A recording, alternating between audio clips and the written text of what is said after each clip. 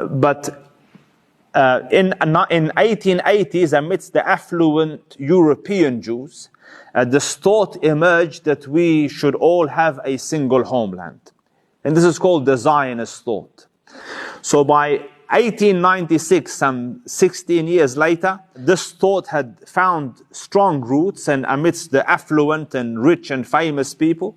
And 1986, the first Congress of the Zionists was held by Theodor Herzl, in which he proposed and postulated that we should have our own homeland, and he made certain suggestions, of which was Palestine, Northern Territory here in Australia, parts of South America, that if this doesn't work then this, and if this doesn't work then this.